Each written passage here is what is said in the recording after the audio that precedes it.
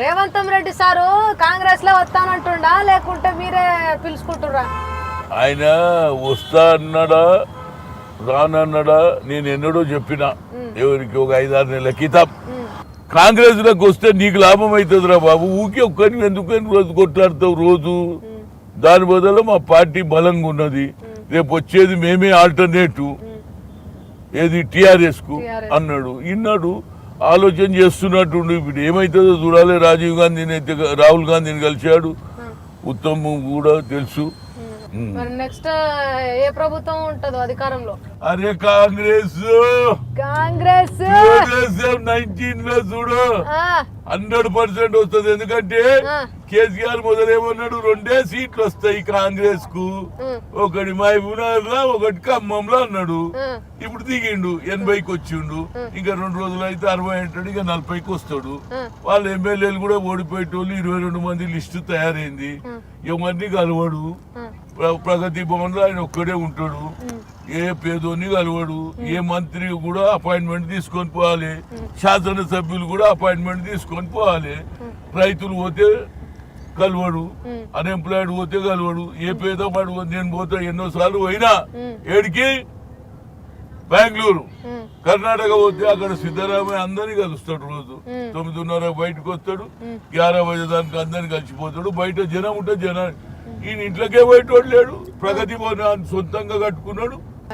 Love మ్యారేజా లేకుంటే arrange marriage? పెద్దలు చేసారు పెళ్లి, పెద్దలు చేసిన పెళ్లేనా? అప్పుడు లవ్ ఎక్కడ ఉండే, ఇప్పుడు అప్పుడు టీవీ లేవు, కంప్యూటర్ లేదు, సెల్ ఫోన్ లేదు, ఇక లవ్ ఎడికెళ్ళి ఉంటది. చెప్తావు ఎందుకు? 7 గంట సేపు నిలబడాలి, బస్ స్టాండ్ కాడ ఆ పిల్లి ఎప్పుడు వెళ్తుందో చూడాలి, మన బస్సు దుడుకుని ఎగిలిపోయింది అనుకో ఇటు పొద్దుమి కదా అని ఆడ నిలబడాలి. అంత కష్టమే ఒడి చేస్తాడు. ఇప్పుడు అందరు చేతులలో టీవీలు అయినాయి, సెల్ ఫోన్లు అయినాయి, ఆమె ఆడికెళ్ళి మాట్లాడుతుంది, ఈడికెళ్ళి ఇక లవ్ అవుతుంది. మా దగ్గర ఏముండే అప్పుడు ఈ లవ్ చేసేందుకు భలే చెప్తావు. అప్పుడు లవ్ లేదు, అప్పుడు అంటే రాజులు మహారాజులు పావురాలలో పోయేది. ఇప్పుడు ఈ ఉత్తరం కూడా వచ్చిన పుసుగునాల తల్లికి దొరికింది అనుకో, తెల్లారు మా బాజా అని చెప్తుంది, బిడ్డది నాది. అదే వచ్చిపోతే మంచి పాయింట్, అన్నిటికంటే బెస్ట్ పాయింట్ అడిగిన. నిజంగానే కబ్జా చేస్తేనే సగం హైదరాబాద్ నాదే ఉంటుండే, నేను చేయలేదు, ఆ పని చేయలే. భూమిలో పంచాయతీ లేదు, ఒకరిని కొట్టింది లేదు, ఒకరిని తిట్టింది లేదు, ఒకరిని గుంజుకున్నది లేదు. అందుకుంచే ఇవాళ హనుమంతన్న అంటే ప్రతి ఒక్కరికి గౌరవం. అది లేదా మాట్లాడతాడు, అదే నా శిష్యుడమ్మా. పాయింట్ ఏంటంటే పదవి వచ్చిన తర్వాత అహంకారం వస్తుంది, పదవి వచ్చిన వ్యామోహం పెరుగుతుంది, పదవి వచ్చిన ఆశలు పెరుగుతాయి. ఇక దానికి మనం ఏం చేస్తాం చెప్పు? నేను కాదనా, నా ఎంబడి పని చేసి మాట్లాడతాడు, అన్ని చేస్తాడు, కానీ పని ఏం చేయడు.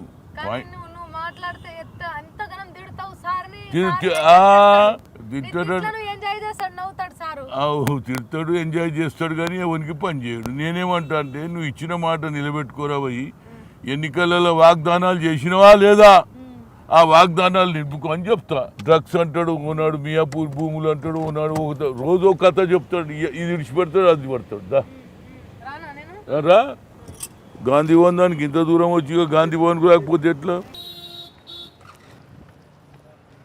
సరే దాదా, మొత్తానికి గాంధీ భవన్ తీసుకొచ్చినావు, ప్రెస్ మీట్ ఎక్కడ పెట్టేది ఎక్కడ చేసేది అంతా మొత్తం అంతా చూపెట్టినావు.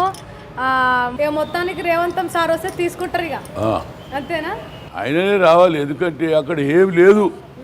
ఎందుకంటే చంద్రబాబు పోయిండు అమరావతికి, ఇక్కడ ఏమున్నది?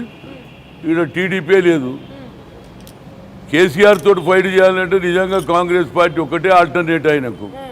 కాంగ్రెస్లో ఎందుకంటే ఆయన కూడా కేసీఆర్ అన్ని అబద్ధాలు చెప్తున్నాడు, వాగ్దానాలు మర్చిపోయిండు, కొత్త కొత్త మాటలు చెప్తున్నాడు. అందుగురించి ఇక ఆయన లాభం లేదు. నిజంగా కూడా ప్రజలకు న్యాయం జరగాలి. తెలంగాణ ప్రజలకు ఇచ్చిన సోనియా గాంధీ తెలంగాణ ఇచ్చింది కాబట్టి తెలంగాణ ప్రజలకు న్యాయం జరగాలంటే కాంగ్రెస్ ఒకటే ఆల్టర్నేట్ ఆయనకు. ఇంకా చాలామంది టీఆర్ఎస్ వాళ్ళు కూడా మా పార్టీలో రావడానికి తయారున్నారు. పిల్లల చదువులు లేవు, రోడ్ల మీద తిరుగుతున్నారు. రోజు కొత్త పథకం అంటాడు, ఒకటి అండర్ గ్రౌండ్ డ్రైనేజ్ అంటాడు, ఒకడేమో ఏది ఔటర్ రింగ్ రోడ్ అంటాడు. ఇవన్నీ ఎందుకురా పోయి మోసం చేసి నీ కొడుకు రోజోడు మాట్లాడతాడు. ఆఖరికి మేమంటే లత్కోర్ పార్టీ అంటాడు ఆడు మమ్మల్ని. మేము లత్కోరారా? మీ అయ్య కూడా ఉండే కాంగ్రెస్లా, యూత్ కాంగ్రెస్లు ఉండే. మరి మొదలు మీ అయ్యని పోయి అడుగు, నాయనా నువ్వు మొదలు కాంగ్రెస్లు ఉంటివి అంటాడు. మొదలు లత్కోరు ఎవడవుతాడు?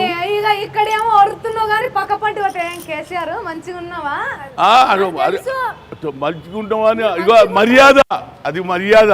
అంతేగాని ఏమిరా అనవచ్చా?